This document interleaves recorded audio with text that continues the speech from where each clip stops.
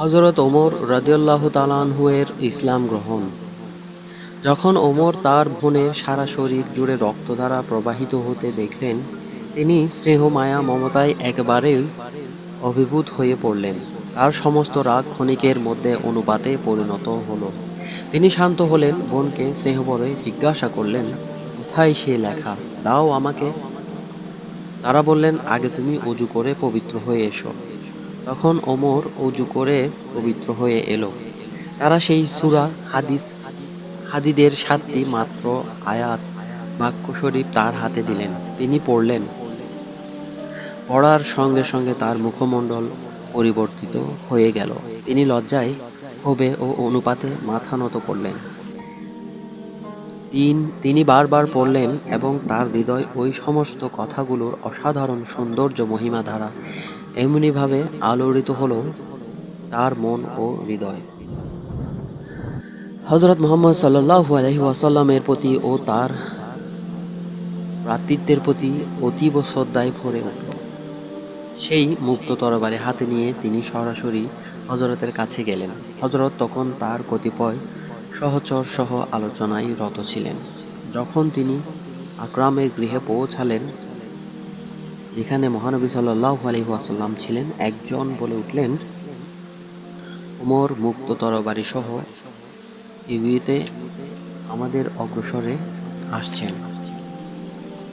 উপস্থিত ব্যক্তিদের হামজা বললেন, তাকে ভেতরে আসতে দাও।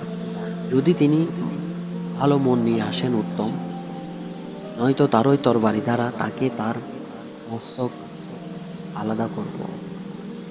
যখন তিনি দরজার মধ্যে প্রবেশ করলেন, তখন হযরত তার স্বভাবসুলভ ব্যবহার মতো তাকে উঠে দাঁড়িয়ে অভ্যর্থনা জানালেন।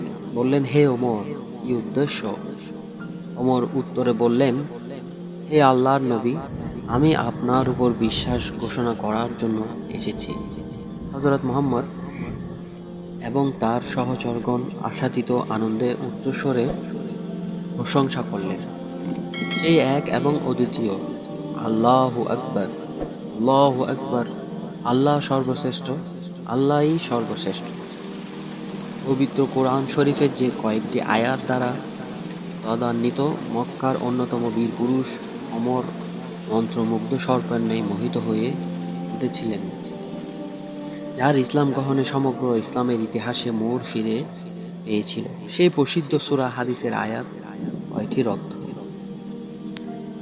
আসমান ও জমিনে যা কিছু আছে সবই আল্লাহর পবিত্রতা ও মহিমা ঘোষণা করে। তিনি মহাপরাক্রান্ত, বিজ্ঞানময়। আসমান ও জমিনের সর্ব আধিপত্য তারই। তিনি জীবন দান করেন ও মৃত্যু ঘটান। তিনি সর্ববিষয়ে সর্বশক্তিমান। তিনি আদি, তিনি অন্ত, তিনি ব্যক্ত ও গুপ্ত এবং তিনি সর্ববিষয়ে সম্যক অবহিত।